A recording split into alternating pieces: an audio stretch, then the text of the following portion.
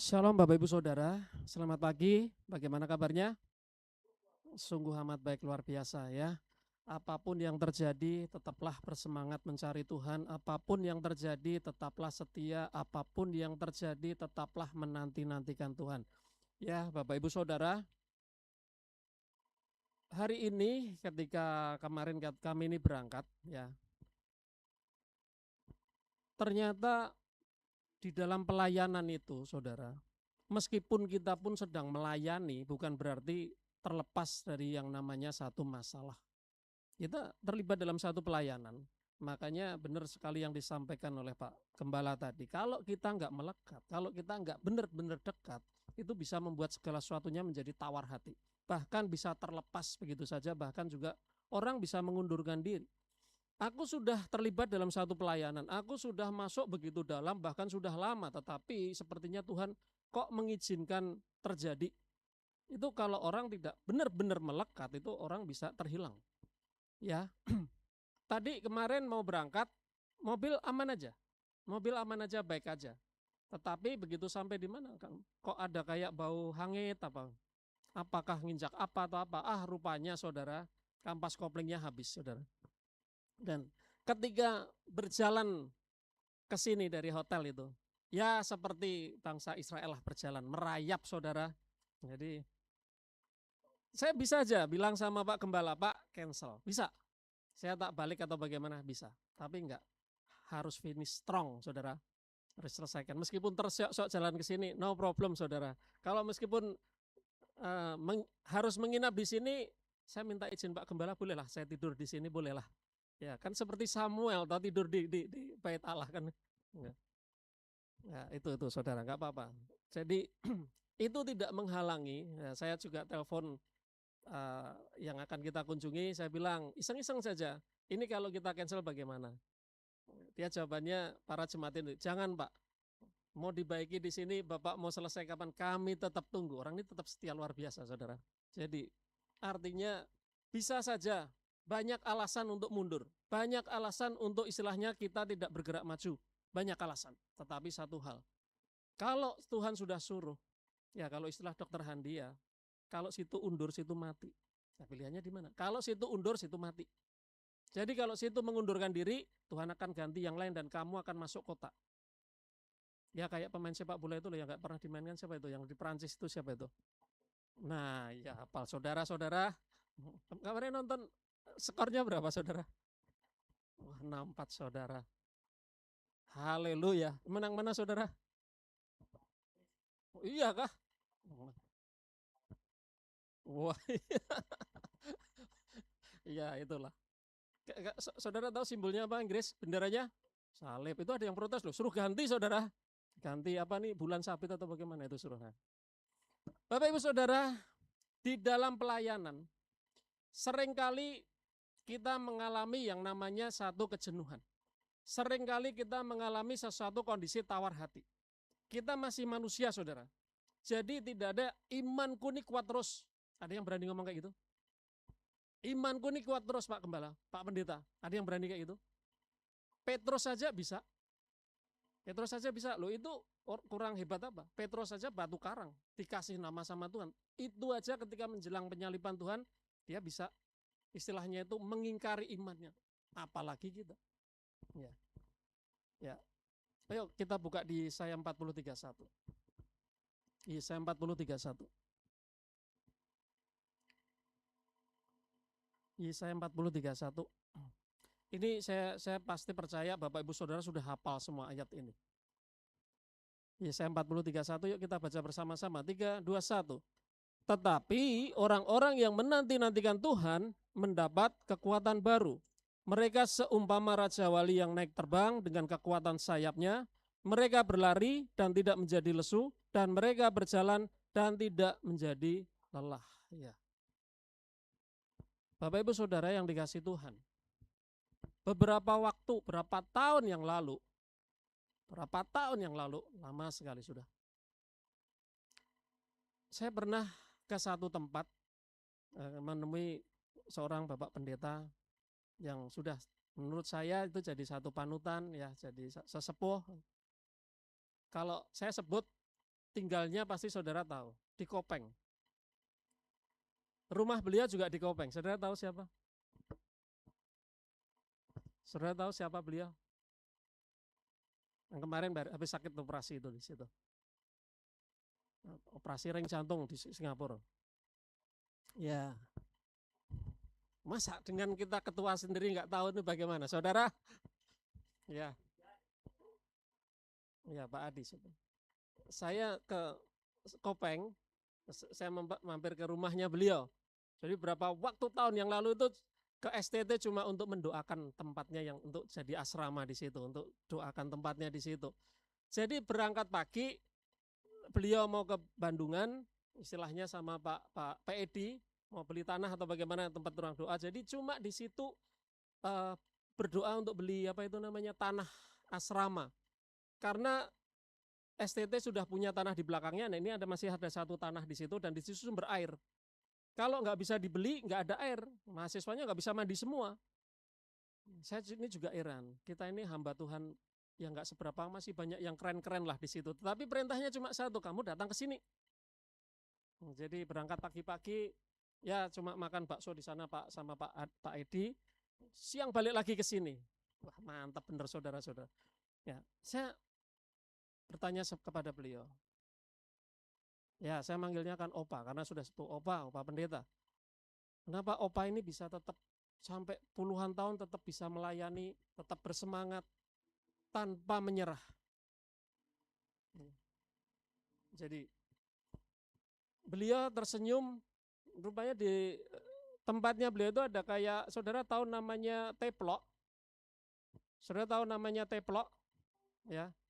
Kalau zaman saudara masih ingat teplok itu berarti berbahagialah saudara. Teplok itu kan diisi apa? Minyak tanah, betul. Ya ada kayak kecil gitu di situ. Kamu tahu itu? Oh, iya, saya tahu Pak. Dulu di desa sering kayak belum ada listrik kayak itu. Nah, ini lampu ini bisa menyala sepanjang malam. Bisa menyala sepanjang malam bukan karena kuatnya sumbu, tetapi karena terus diisi minyak. Jika minyak habis, maka padam juga di situ.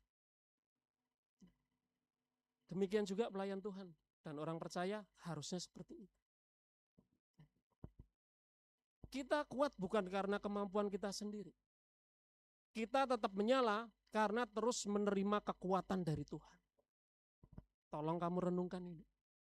Kalau kamu mengalami satu kelemahan, satu kelesuan, kamu ingat apa yang tak sampaikan hari ini. Itu padam bukan karena hebatnya sumbu, enggak, tapi karena habisnya minyak. Jadi saya berpikir, oh iya, ini ekuivalen sama dengan 5 gadis bodoh, 5 gadis bijaksana. Tetap menjaga minyaknya tetap ada di situ.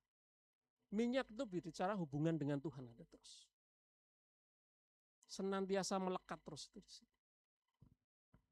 Jadi sejak berapa tahun itu saya ingat terus. Ketika kadang mulai lesu, mulai tawar, saya ingat apa yang disampaikan beliau. Dan yang saya tahu beliau ini ketua sinode yang paling sederhana. Yang lain, I don't know lah.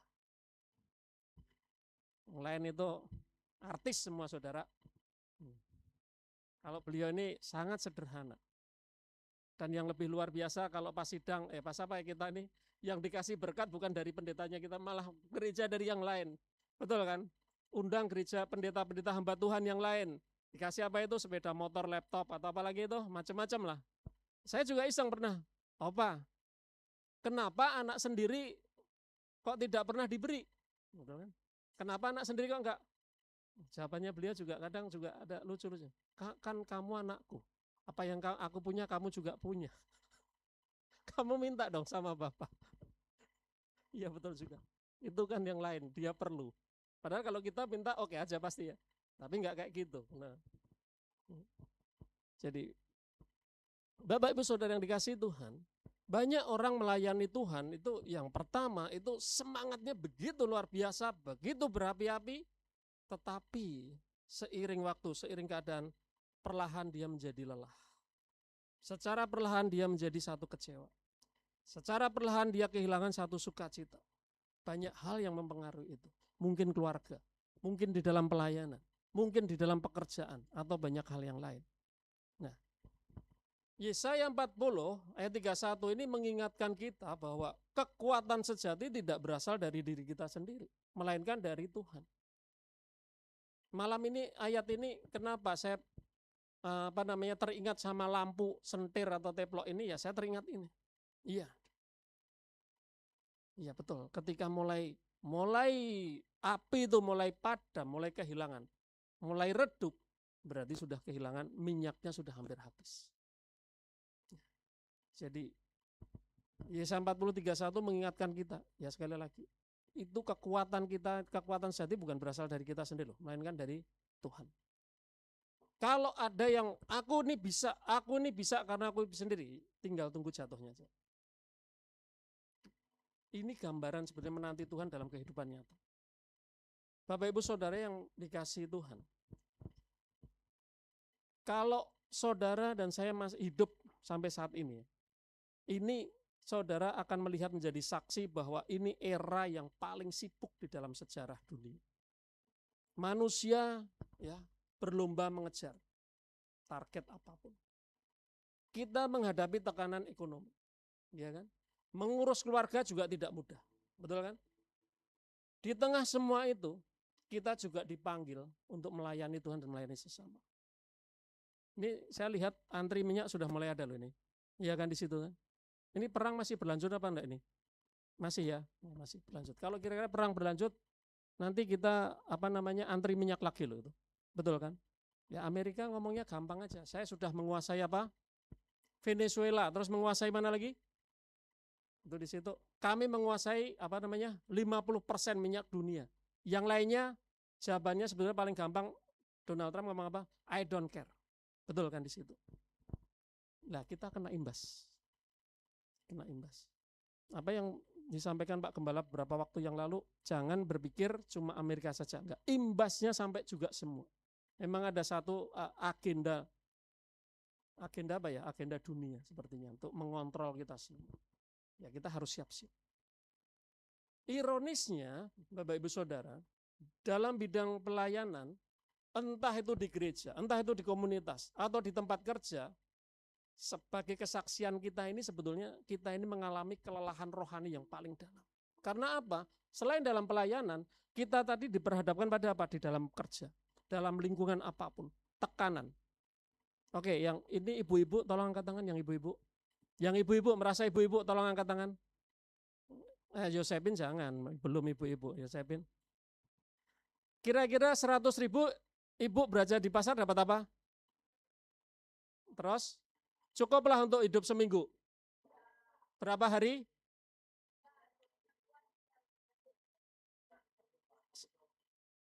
Siapa 30 hari tadi siapa? Indomie ya? Terus rendang, jadi lengkap ya. Ya. Oh Indomie mahal tuh, Ibu Gembala itu lah ngomong Indomie mahal betul. Oh Sakura, situ bisa lah makan Sakura cuma dua bungkus. Enggak bisa kan? Enggak. Sepertinya ada bilang pagi masih warna merah, ya kan? Tengah hari jadi warna biru, betul kan? Agak sore jadi warna apa? Hijau. Malam jadi coklat, ya kan di situ. Kenapa ini penurunannya begitu luar biasa, betul kan di situ? Nah, itu yang kita alami, betul. Kita tidak akan terlepas dari situ. Nah, firman yang kita baca hari ini sebenarnya salah satu ayat yang paling dihafal. Ya, paling dihafal ini sebetulnya kalau saudara baca di Yesaya 40:31 ini sebetulnya ini termasuk jenis apa ya? Renungan penghiburan bahasanya sebetulnya. Renungan penghiburan itu di situ. Menguatkan karena apa? Ini ditulis Yesaya ketika bangsa Israel mengalami kelesuan, mengalami kemerosotan, mengalami satu semangatnya, mengalami satu kemunduran di situ. Ya ini ayat penghiburan lah di situ. Namun kalau kita perhatikan, karena apa yang Tuhan sampaikan tidak ada yang kebetulan dan ada satu rahasia-rahasia yang begitu luar biasa. Ya. Dalam teks asli Ibraninya, teks aslinya, karena ini tadi malam saya baca tak kupas itu bahasa aslinya ini seperti apa sih?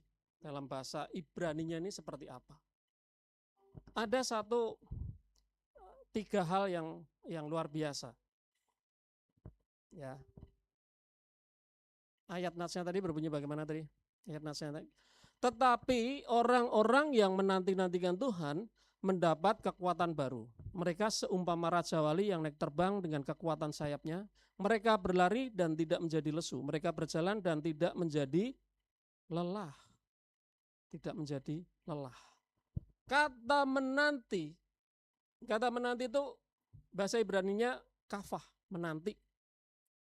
Menanti itu bukan sesuatu yang pasif atau malas, enggak. Melainkan menanti itu dalam bahasa Ibrani kafah itu melainkan aktif mengikatkan diri. Makanya tadi dilaku melekat dengan Tuhan. Aktif mengikatkan diri. Tetapi orang-orang yang menanti-nantikan Tuhan. Yesaya 43:1. Kalau saudara mendengar kata menanti, kita sering ya membayangkan orang yang duduk diam sambil menunggu.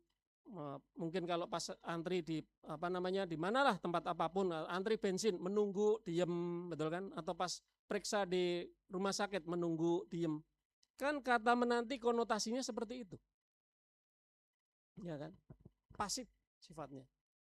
Artinya, wah aku ini sedang menanti, menunggu. Di sini yang sedang menanti kedatangan kekasih siapa ya? Menanti kedatangan kekasihku, menanti seorang kekasih. Ya kan biasanya kan kayak gitu. Oh di belakang situ ya, menanti. Jadi seolah-olah konotasinya itu pasif, membuang waktu, tidak produktif. Ya. Kalau itu benar maknanya ya, kalau itu benar maknanya, Tuhan Yesus tidak akan pernah mengajarkannya. Kenapa? Ini berbeda antara pemahaman yang Tuhan sampaikan dengan dunia sampaikan itu berbeda.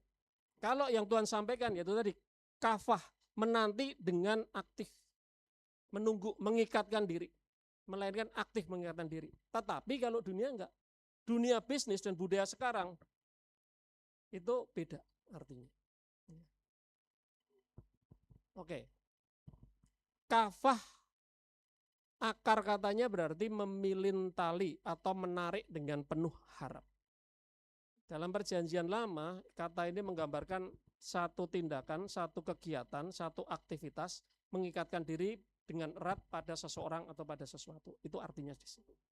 Makanya kadang ya, bahasa Ibrani atau bahasa Yunani dalam teks terjemahan Indonesia itu kadang bukan salah, enggak. Kadang kurang tepat atau pada waktu itu ditulis itu penerjemahan atau interpretasinya itu kurang panjang.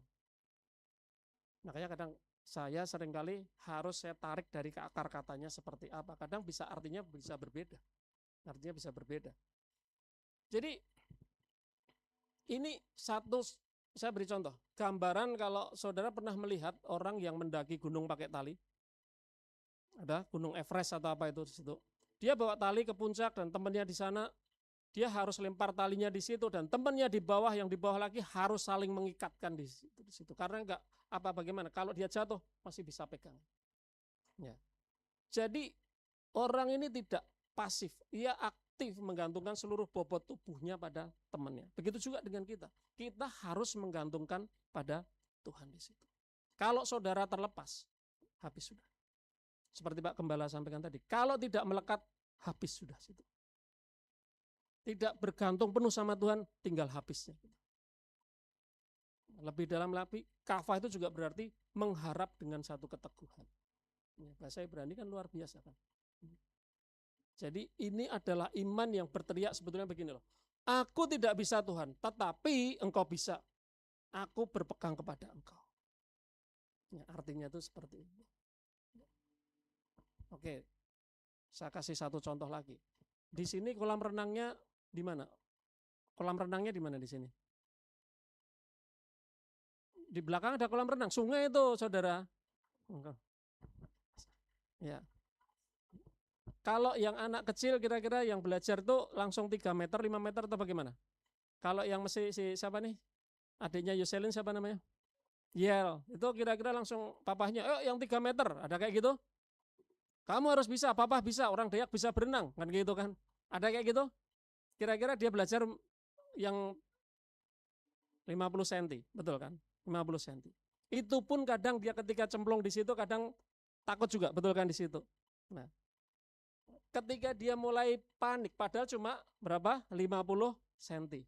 Tetapi ketika dia panggil, papahnya biar aja kamu latihan, ada kayak gitu atau bagaimana? Biar aja tenggelam, rasain air itu, ada kayak gitu? Enggak ada. Ketika dia mengulurkan tangan, papahnya juga apa? Menurunkan tangan dulu, tolong. Nah, seperti itulah gambaran. Begitu tangannya meraih tangan papahnya di situ, ketika dia pegangan di situ, amanlah dia. Ketika dia merasa lelah, ini bisa mendapat satu keamanan. Itulah kafah, bukan berhenti bergerak, tetapi bergantung sepenuhnya pada kekuatan yang lebih besar. Begitu juga dengan kita. Ketika saudara dan saya merasa lelah, bergantunglah pada Tuhan, pada tangan yang kuat di situ. Nah, di dalam pelayanan, Bapak Ibu Saudara, seringkali kita ini mencoba berenang sendiri. Mencoba berenang sendiri dalam tanda petik, berenang sendiri melepaskan Tuhan. Kita sibuk kadang ya, sibuk dengan program. Mungkin ada rapat, mungkin ada kunjungan, mungkin ada kegiatan yang lain. Kita seringkali mengandalkan kemampuan kita sendiri. Mungkin kita punya pengalaman, kita mungkin punya strategi atau apa-apa. Kadang kita lupa menyertakan Tuhan. Kalau itu yang terjadi, satu saat kita pasti akan kelelahan. Kafah ini juga bisa mengajarkan kita tarik nafas, ikatkan hidup kita pada Tuhan sebelum beraksi melakukan segala sesuatu. Saya bersyukur saudara, kalau melihat kegiatan yang di Palangkaraya ini, kelihatan gereja di tempat ini. Kemarin saya lihat ada pelayanan di Polda ya Pak Gembala. Itu bisa masuk ke situ sudah satu yang luar biasa. Beberapa waktu yang lalu jarang sekali ibadah di situ. Malah sekarang lebih banyak apa? Ibadah, betul ya? Ya tinggal tunggu tinggal tunggu dibaptisnya aja sudah luar biasa. Jadi, kenapa? Karena ada orang yang bergerak, karena ada gereja yang senantiasa mengandalkan Tuhan. Karena apa? Ada orang yang berteriak, tolong dimenangkan Tuhan. Tolong dijamah center of Borneo ini. Mazmur 62 ayat 6. Hanya pada Allah saja aku tenang, sebab padanya lah harapanku. Ya. Kalau yang pertama tadi dikatakan menanti. Saudara dan saya menanti. Menanti itu bukan malas, bukan pasif malas, tetapi aktif mengikatkan diri pada Tuhan. Di kondisi yang tidak stabil saat ini, kondisi yang tidak bisa diprediksi saat ini, ikatkan diri pada Tuhan. Tanggal 7 yang bulan kemarin ya, waktu doa, bukan 1 juta, berapa juta itu? Targetnya kan 1 juta. Tapi ternyata mungkin realisasinya lebih ya. Nah itu, harus ada yang berdiri. Pas kebetulan ulang tahun beliau, ya itu hadiah yang luar biasa itu. Dan saya salut itu, mempunyai satu ide yang begitu luar biasa. Itu kalau bukan ide dari Tuhan sudah tidak mungkin. Bukan untuk kepentingannya beliau sendiri, tetapi untuk kepentingan yang lebih luar biasa. Bahkan ada yang di atas pesawat juga itu kan, memberkati. Luar biasa. Yang kedua, mendapat kekuatan baru. Ini saya tadi di 40. Itu bahasanya syalab koah. Mendapat kekuatan baru, syalab koah. Berarti mengganti, memperbarui, atau melewati. Ini adalah sebetulnya satu gambaran tentang pergantian. Seperti begini saudara, ya nanti mungkin siang saya akan mengganti ke bengkel, ganti kampas kopling lama dengan yang baru. Karena kalau itu tidak diganti, tidak akan bisa berjalan. Berjalan bisa, tapi sangat pelan, tidak bisa berlari di situ. Itu tidak bisa dipertahankan Pak, kelihatannya masih bagus. Enggak bisa, harus replacement, harus diganti. Itu contohnya seperti itu. Ganti yang baru supaya apa? Supaya bisa berjalan lagi itu di situ. Nah, ini gambaran tentang diganti dengan yang baru. Nah, ini contohnya nih kalau dalam dunia perbinatangan itu ular ganti kulit. Nah, kan kayak gitu, ular ganti kulit, ganti sesuatu yang baru. Nah, kita kan enggak bisa ganti kulit. Enggak bisa. Jadi ini bukan sekedar Bisa ditambah Pak? Oh nggak bisa. Tetapi sebetulnya kata ini nih, kata salap kuah ini sebetulnya artinya pertukaran. Arti katanya sebetulnya pertukaran. Kekuatan kita habis, kuah diganti dengan kekuatan dari Tuhan. Kekuatan kita habis, bukan Tuhan tambah, enggak. Diganti Tuhan dengan yang baru. Ya. Tapi perlu diingat, perlu kita ingat bersama saudara. Proses kalap ini seringkali membutuhkan kerendahan hati untuk mengakui bahwa kita benar-benar habis tenaga. Tuhan, aku ini terbatas. Tuhan, kemampuanku ini terbatas. Tuhan, aku ini tidak mampu. Tolong Tuhan, ganti dengan yang baru. Ada satu pertukaran. Bukan sekedar ditambah, enggak. Tuhan ganti yang baru sama sekali.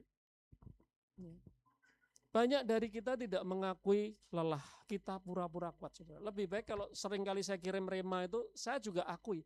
Tuhan, seringkali aku marah, seringkali aku kecewa, seringkali aku mengandalkan diri sendiri. Ampuni aku Tuhan. Ketika kita akui dengan merendahkan hati di hadapan Tuhan, Tuhan ganti yang baru. Masalahnya banyak di antara kita yang tidak mau mengaku lelah. Kita pura-pura kuat.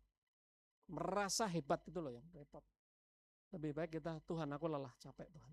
Justru disitulah Tuhan ganti kekuatan yang baru. Kalau saudara merasa kuat, ya Tuhan ngapain juga bantu? Kan kamu sudah kuat. Silahkan aja kerjakan sendiri. Kalau saudara perhatikan, di dalam Alkitab itu ada beberapa binatang-binatang yang istimewa, sungguh istimewa banyak. Tertulis di Alkitab. Salah satunya yang kita baca ini tadi, burung Raja Wali. Kira-kira adakah yang menyajikan menu burung Raja Wali goreng, adakah? Nah, burung Raja Wali bakar atau bacem, adakah? Ada enggak? Kalau arowana mungkin ada ya, arowana ada. Nah, meskipun itu ikan bagus, tapi di daerah sana dulu dibakari semua itu. Kalau Raja Wali seumur hidup saya nggak pernah lihat maupun di Amerika lah. Oh ini menyajikan menu Raja Wali goreng, nggak ada. Urusannya panjang sekali itu saudara. Nah, crispy lagi. Nggak ada, ceritanya nggak ada. Dan saudara pernah lihat, pernah diketemukan bangkai burung Raja Wali? Ada pernah ditemukan, kecuali ditembak orang loh. Nggak pernah ketemu. Entah bagaimana nggak pernah ketemu sampai sekarang. Oh ini Pak mati. Nggak, itu pasti dijerat orang atau kena makan racun. Burung Raja Wali itu paling keren cara matinya saudara. Ketika sampai pada masanya dia akan menuju matahari. Entah bagaimana hilang atau bagaimana saya juga tidak tahu. Keren sekali. Nah, menurut pakar ahli burung Raja Wali mengalami yang namanya molting. Molting itu apa sih? Kerontokan bulu di usia yang cukup tua, 40-50. Makanya like to be a new, baru seperti burung Raja Wali. Nah, ini bagaimana? Raja Wali pertama apa? Cabuti bulunya dulu. Betul kan di situ? Cabuti bulu-bulunya. Padahal bulunya tebal. Itu kan istilahnya perlindungan apapun. Ular aja nggak bisa patuk di situ. Betul kan di situ? Satu-satunya burung yang berani melawan burung Raja Wali siapa saudara? Yang berani melawan burung gagak. Betul kan di situ? Dia cuma patuk, betul kan di situ, satu-satunya burung. Kalau yang lain ini ketika mendengar scream and eagle, ya istilahnya itu, sudah kabur semua sudah. Tetapi satu-satunya burung yang bisa berani melawan cuma burung gagak. Dia patuk kepalanya loh. Tetapi apakah dia melawan? Enggak. Justru dia tetap terbang terus naik ke atas, ya kan di situ sampai tipis oksigennya itu jatuh sendiri. Seringkali kadang kita itu istilahnya itu melawani burung gagak ini loh. Kenapa kita nggak terbang aja naik ke atas? Artinya apa? Cari Tuhan aja, biarin aja. Orang tadi apa Pak Gembala ngomongin atau bagaimana itu tadi? Biarin aja orang mau ngomong apa-apa. Ketika dia cabuti bulu, akhirnya apa? Cakarnya juga cabut dia sendiri. Yang terakhir apa? Paruhnya dia benturkan supaya apa? Supaya patah. Dalam kondisi kehilangan cakar, kehilangan paruh, bulunya dicabuti. Kondisi sangat rawan sekali. Berapa bulan itu? Kepanasan, kedinginan, kondisi yang sebetulnya yang diandalkan apa sih? Cakar, paruh, dan ketika untuk melindungi apa bulu itu, dia nggak ada semua, dia hanya menggantungkan sama Tuhan. Berapa bulan kemudian, tumbuh yang baru, cakar yang baru, paruh yang baru, fresh, makanya umurnya bisa sampai berapa? 70. Hebat, betul kan di situ kan. Nah, kita kadang sedang fase seperti ini. Kadang Tuhan izinkan dicabuti bulu, dicabut cakarnya, paruhnya patah, dipatahkan di situ. Itu seringkali Tuhan izinkan kita mengalami ini supaya apa? Masuk dalam fase berikutnya, fase yang kedua yang lebih baru lagi. Ya. Ada satu kisah, ada seorang, ya saya katakan termasuk orang yang saya hormatilah. Sudah sangat cukup sepuh, dia kebetulan juga hamba Tuhan. Nah, satu saat beliau ini mengalami kondisi sakit. Kondisi sakit, tidak bisa berkhotbah selama beberapa bulan. Beliau merasa aku kok tidak berguna ya. Dan beliau meratap, kenapa ya Tuhan? Nah, waktu saya besok kunjungi beliau, Om, Opa, pertanyaannya bukan Tuhan mengapa. Bukan Tuhan mengapa, dan mengapa ini terjadi, enggak. Mungkin sepertinya Tuhan perlu, istilahnya itu perlu perhatian. Mungkin Tuhan pengen ketemu sendiri. Mungkin ketika kondisi Om, Opa ini mengalami istilahnya diizinkan beristirahat, mungkin sepertinya pengen lebih dalam lagi. Nah, saatilah beliau tersadar, ya betul juga ya. Aku ini berapa puluh tahun ini melayani, sepertinya bahan bakarku ini habis. Ketika dalam proses kesembuhannya istilahnya, justru ketika ia mulai membaca lagi Alkitab lagi, mulai dari awal lagi, selama proses kesembuhan ini, berdoa dengan penuh ratapan pertobatan di situ. Dan artinya bisa merenungkan kasih Tuhan. Akhirnya setelah beberapa saat, pulihlah sembuh beliau ini. Dan memulai lagi. Like to be anew. Jadi kadangkala ini Tuhan izinkan kita mengalami sesuatu yang di bawah ini. Saat kita sedang lelah, boleh saja kita mungkin sering merasa, kenapa ya Tuhan? Kadang kita merasa tidak berdaya. Itulah sebetulnya saat yang tepat bagi karya Tuhan di situ. Kalau Tuhan saudara izinkan masuk dalam kehidupan kita. Jangan kita lari dari kelelahan dengan menyibukkan yang lebih banyak, jangan. Kadang kita lari pelayanan sepertinya sibuk benar, padahal kita kehabisan minyak sudah. Berhenti, izinkan Tuhan mengganti kekuatan kita. Kadang Tuhan mengizinkan kita mencapai satu kondisi titik nol, agar kita bisa belajar bahwa kekuatan sejati datang dari Dia, bukan dari kita. Saya percaya Pak Gembala juga pernah mengalami namanya titik nol, betul kan di situ? Bukan pertanyaan kenapa ini Tuhan, tapi kalau kita ubah, terima kasih Tuhan, ini saatnya aku introspeksi, saatnya aku menggantungkan diri sama Tuhan. Ya, yang terlibat pelayanan pasti pernah mengalami yang namanya titik nol. Ya, kadang juga sepertinya, wah, romantis sekali ya sama istri ya. Sepiring berdua, ya memang adanya itu saudara, bukan kok sepiring berdua. Romantis sekali, sepiring berdua. Sepiring berdua. Ya, saya pernah mengalami itu. Jadi pagi-pagi juga mengantar anak sekolah, jemput pakai sepeda. Wah, Pak Pendeta olahraga ya pagi-pagi. Bukan masalah itu apa namanya olahraga, enggak. Memang enggak ada duit untuk beli bensin pada waktu itu. Saya cuma ya memberi penghiburan sama anak saya. Kita sambil olahraga ya anak ya. Ya olahraga menjemput anak jam 12 siang ya, menjemput pakai sepeda. Tetapi itu diizinkan Tuhan ketika sampai di titik nol. Aku perlu Engkau Tuhan. Ya. Jadi kadang Tuhan izinkan kita harus sampai di titik nol supaya apa?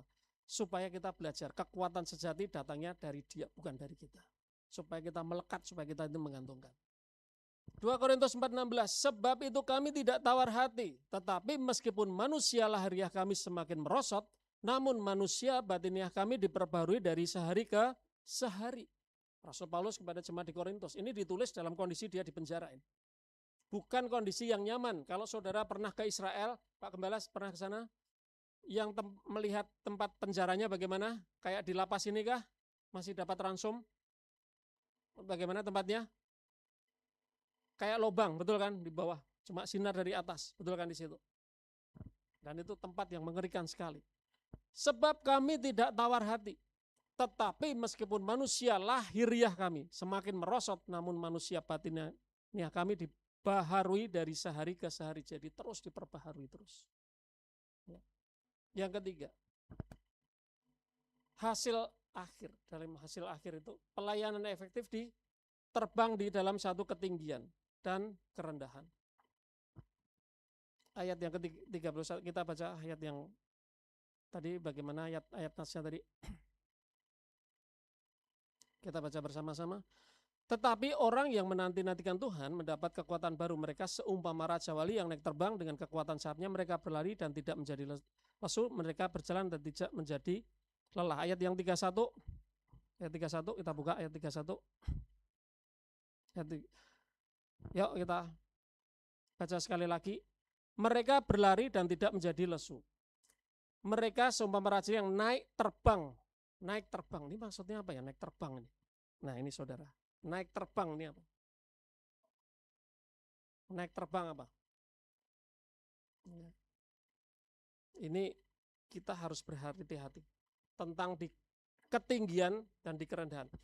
Seumpama raja wali yang naik terbang dengan kekuatan sayap, mereka berlari tidak menjadi lesu dan mereka berjalan dan tidak menjadi lelah. Hasil dari kafah dan kalab, pelayanan yang berkelanjutan dan efektif. Nih, ada 3 hal. Terbang tinggi seperti raja wali, melayani di puncak. Melayani di puncak, terbang tinggi. Saat semuanya terlihat baik, saat terlihat semuanya itu besar, saat semuanya terlihat mulia, saat saudara dan saya berkhotbah, saat saudara pelayanan mungkin dalam satu konser, itu terbang tinggi, puncak. Saat proyek pelayanan sukses, itu disebut terbang tinggi. Di puncak itu. Tapi ini berhati-hati.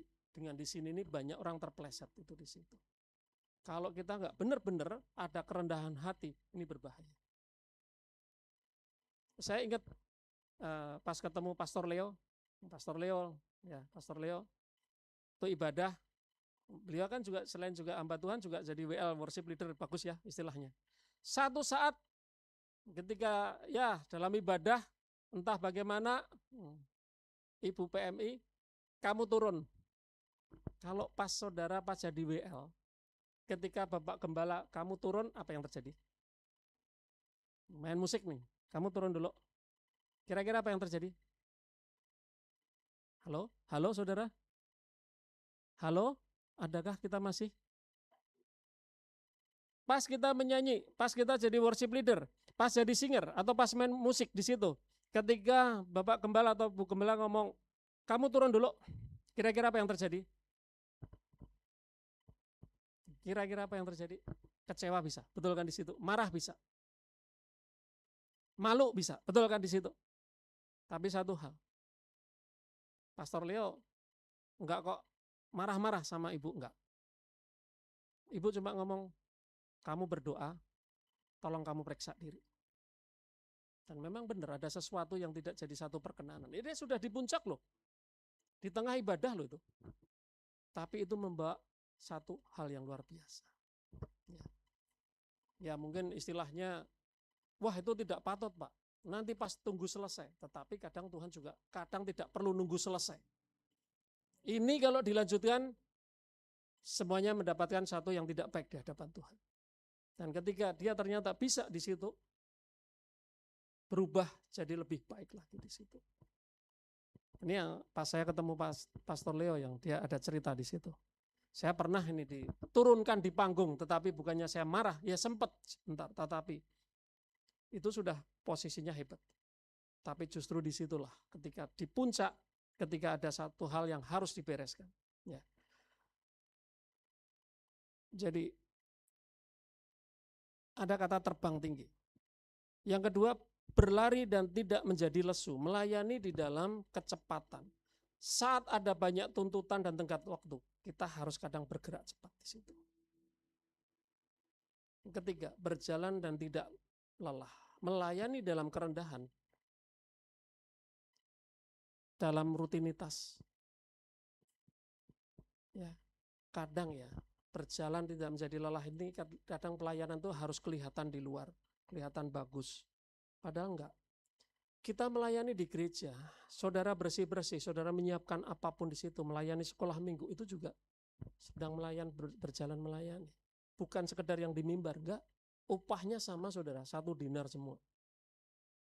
Ya, dulu waktu saya masih di Kapuas, di gereja di Kapuas ya sama Oma Sobat itu juga urusannya kan gembala semua, ngangkati sendiri, ngeset sendiri ya kan di situ, nyapu sendiri, apapun apakah itu jadi sesuatu, enggak, itu justru berlatih. Itu sebetulnya juga kita menyiapkan diri. Waktu di Pandehan kan dulu seperti itu ya Pak Gembala ya. Ya. Makanya sekarang bebas sekali. Wah, ini bebas sekali. Kalau dulu di Pandehan panjangnya segini nyamplok lampu semua saudara di situ. Enggak ada panjangnya segini, ini enggak ada. Jadi bentuk kata kerja dari bahasa Ibrani untuk terbang, berlari, dan berjalan menunjukkan satu tindakan yang berkelanjutan. Terbang, berlari, dan berjalan. Ini sebetulnya bukan pengalaman sekali, tapi sebetulnya kita bangun pelayanan mulai dari hal bawah, dari hal kecil tuh. Tidak bisa langsung semuanya langsung besar, nggak bisa. Harus dimulai dari bawah dulu. Raja Wali tidak terbang dengan kepakan liar loh saudara. Kalau saudara perhatikan, ya, saya suka nonton National Geographic itu, kadang melihat, oh ini burung ini terbangnya tidak asal-asalan ini. Dia pakai istilahnya ini pakai satu cara. Dan kalau saudara perhatikan, dia memanfaatkan arus termal. Termal itu apa sih? Arus udara panas yang naik. Kalau saudara perhatikan, kan di sini juga ada ya burung Raja Wali atau burung apa itu, alap-alap atau apa itu. Jarang dia mengepakkan sayap, betul kan? Malah dia naik, putar terus di situ. Jadi ia bentangkan sayapnya, biarkan arus itu mengangkat. Biarkan arus itu mengangkatnya. Itulah rahasia. Bukan usaha kita, sebetulnya biarkan arus itu mengangkatnya, itu artinya apa? Kuasanya yang mengangkat kita. Kuasanya yang mengangkat kita. Kuasanya yang mengangkat kita. Arus dari Tuhan itu. Ini saya kasih contoh yang paling mudah. Ini tadi di sini kan banyak ibu-ibu ya, banyak ibu-ibu. Yang setiap hari rutinitasnya memasak, membersihkan rumah, menjaga, mendidik anak. Siapa di sini? Ya. Ditambah lagi ya tadi memasak, membersihkan rumah, mendidik anak, ditambah lagi masih ikut pelayanan di sini siapa? Oke ya, terus. Oke, bagus. Terus artinya juga terlibat pelayanan lain lagi selain sekolah minggu, mungkin terlibat jadi WL singer. Ada lagi? Ya jelas Ibu Gembala itu memborong semua itu dia. Ya. Ya, banyak talentanya. Jadi itu pun ya, ketika sebagai seorang ibu rumah tangga, jangan dipikir itu pekerjaan receh, jangan dipikir itu pekerjaan remeh. Enggak. Justru di situ yang kelihatannya tidak kelihatan, itu justru yang luar biasa. Itu yang menopang di dalam pelayanan. Betul kan? Orang mengatakan, saya di rumah aja, Pak. Beda sama yang wira swasta, kayaknya pegawai. Justru yang di rumah itulah pekerjaannya yang besar. Pekerjaan di rumah pernah selesai, Bu? Hah? Enggak pernah selesai ya? Loh, kan sore sudah tidur, selesai. Oh, belum selesai ya? Enggak pernah selesai, saudara. Selama cucian masih ada, betul kan di situ? Enggak pernah selesai. Kemarin ada yang protes tuh, jemurannya ada yang membakar sampah di sebelah itu, ada yang protes juga itu. Ya. Kalau panas, hujan, cepat-cepat tarik. Pekerjaan suami atau istri itu? Ya, suami. Memasak nasi pekerjaan siapa? Ya suami bolehlah, bantulah. Istri. Masak? Istri. Terus mendidik anak? Oh sama-sama. Ya. Kan ada itu yang mengajari anak nih, 1 tambah 1, 1 dikurangi 9 kurangi 1, anaknya jawab, nggak bisa Pak, pinjam dari sebelah. Lo kalau nggak boleh pukuli itu, ada kan di situ. Jadi ya meskipun ya mendidik anak itu di situ, itulah sebetulnya juga pelayanan sama. Ya itu di situ. Jadi ia tidak terbang, ibu-ibu tidak terbang setinggi pesawat, tetapi ia berjalan. Ia berjalan. Pelayanan di rumah, betul kan di situ. Yang setiap pagi masih buka bangun mesbah, bapaknya atau ibunya? Ayo kita berdoa, bapaknya atau ibunya? Jujur aja, ini nggak mempengaruhi keselamatan. Ayo bangun mesbah, ayo. Nggak ada. Wah, ini perlu ini memang ini. Urusannya sama Pak Gembala ini. Ini berarti apa yang disampaikan Pak Gembala, bangun pagi yang dibuka apa? HP, terus berita dulu, bukan Tuhan. Oh, medsos ya kan di situ. Saya mau buka medsos bagaimana kemarin WA saya kena ban itu. Ya, enggak tahu tuh kok bisa kena kayak gitu tuh enggak tahu saya. Baru bisa dibuka 20 jam kemudian. Jadi enggak bisa dipakai WA, enggak bisa apapun, betul kan di situ tuh. Ya, saya mau ngabari Pak Gembala juga bingung nih caranya kayak apa nih ya, tapi enggak. Padahal juga merasa tidak aneh-aneh, tetapi entahlah bagaimana. Nah, oh puji Tuhan enggak bisa ini berarti khusus untuk membaca firman, kan kayak gitu aja sudah. Nah, Bapak Ibu Saudara dikasih Tuhan. Ya. Banyak dari kita yang ingin secara jujur, banyak dari kita yang ingin terbang tinggi dalam pelayanan. Betul enggak? Ingin sukses. Betul enggak? Tetapi Tuhan juga memanggil kita kadang untuk berjalan. Untuk berjalan. Melayani yang sederhana, itu juga pelayanan. Pelayanan sejati adalah kesetiaan dalam hal-hal yang kecil dalam keseharian. Dalam hal kecil. Mungkin apakah di sini ada yang pejabat, ataukah ini juga sebagai pegawai negeri, ataukah guru, ataukah apapun, ataukah cuma karyawan biasa, ataupun hamba Tuhan atau apapun. Tuhan, janji Tuhan itu tetap berlaku. Tidak peduli pangkat saudara itu tingginya seperti apa. Jika saudara dan saya menanti Tuhan, kita akan memiliki kekuatan untuk terbang di saat yang dibutuhkan. Berlari saat dikejar tugas dan berjalan dalam rutinitas yang kadang mungkin membosankan. Semua tanpa kehilangan apa satu sukacita. Bu, kalau setiap hari mengurusi masak, nyuci, mendidik anak, kira-kira pernah bosan enggak, Bu? Pernah pensiun enggak? Pernah minta rencana kenaikan gaji pada suami enggak? Haleluya, Bu, saudara, Bapak Ibu yang di sini ini, bapaknya doanya dikabulkan, untung tidak minta tambahan, saudara. Siapa tahu, Pak, ini karena masuk paruh ke-6 ini, bulan ke-6 ini lainnya gaji 13 ini, menjelang 17 siapa tahu ditambah ini. Bapaknya mesti ayo kita doa. Jadi Bapak Ibu Saudara, Filipi 4 ayat 13, aku dapat melakukan segala sesuatu di dalam Dia yang memberi kekuatan kepadaku. Aku dapat melakukan segala sesuatu di dalam Dia yang memberi kekuatan kepadaku. Dapat melakukan segala sesuatu di dalam Dia yang memberi kekuatan. Yang memberi siapa? Tuhan, memberi kekuatan. Bapak Ibu Saudara kasih Tuhan.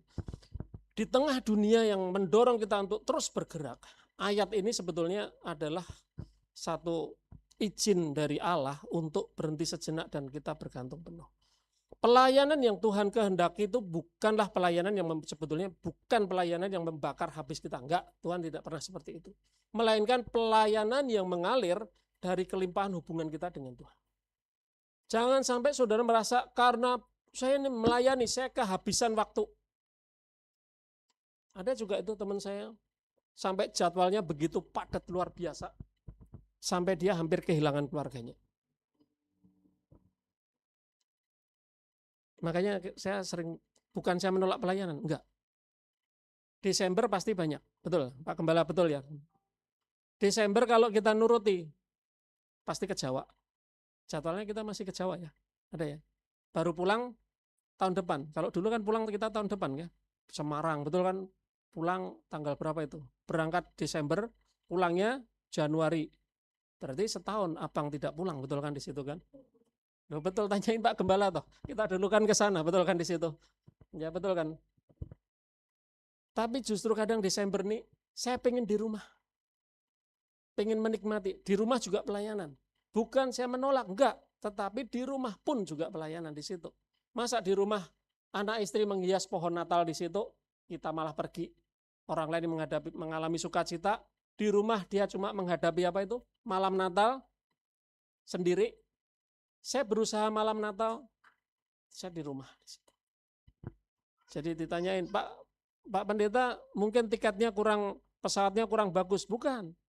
Atau apa ya? Yang lain kurang besar, bukan? Tapi saya melayani di rumah. Nah, ini penting, saudara. Ya. Jadi mari kita renungkan pagi ini. Menanti kafah itu berarti yang pertama aktif mengikatkan diri pada Tuhan, bukan bermalas-malasan. Yang kedua, syalab itu artinya mendapat satu kekuatan baru. Berarti apa? Mengizinkan Tuhan mengganti setiap kelemahan kita. Melalui kadang juga proses yang sangat tidak nyaman dan tidak mengenakan, bahkan itu kadang menggores kedagingan kita. Tetapi yang ketiga, hasilnya adalah pelayanan yang berkelanjutan. Baik saat saudara terbang ya di ketinggian, berlari dalam kesibukan maupun berjalan di dalam kerendahan. Ingat saudara, ingat selalu, Raja Walid tidak pernah istilahnya itu head to head dengan angin, nggak pernah dia, nggak pernah. Ketika ada angin di situ dia tidak panik. Tetapi justru apa? Ketika ada angin badai di situ, yang dia kerjakan apa Raja Walid? Justru dia bentangkan sayapnya dan kita menaiki, dan dia menaiki, menunggangi, bahasanya menunggangi arus di situ. Ya. Jadi artinya apa? Demikian juga kita pagi hari ini. Bentangkan hati kita di hadapan Tuhan setiap pagi. Bentangkan hati Tuhan. Buka hati kita ini di hadapan Tuhan setiap pagi. Kata Pak Pendeta, jangan buka HP dulu, buka Alkitab dulu. Drakornya baru bagus, Pak. Drachinnya baru bagus. Apalagi ini jamnya pas semifinal nih, bola, jangan dulu. Ya itu. Jadi kalau saya nuruti bola, waduh, nggak tidur saudara. Jadi bentangkan hati kita di hadapan Tuhan setiap pagi, percayakan beban kita, maka kekuatannya akan mengalir menggantikan kelemahan-kelemahan kita. Ya. Kita tidak perlu kuat sendiri, Tuhanlah kekuatan kita. Amin. Mazmur 27 ayat 1, Tuhan adalah terangku dan keselamatanku, kepada siapakah aku harus takut? Tuhan adalah benteng hidupku, terhadap siapakah aku harus gemetar? Yesaya 41 ayat 10, janganlah takut sebab aku menyertai engkau. Janganlah bimbang sebab aku ini Allahmu. Aku akan meneguhkan, bahkan akan menolong engkau. Aku akan memegang engkau dengan tangan kananku yang membawa kemenangan. Amin. Tutup Alkitab, kita doa. Allah Bapa, dalam nama Tuhan Yesus, Allah yang Maha Kuasa, kami bersyukur karena Engkau tidak pernah kelelahan. Engkau memberi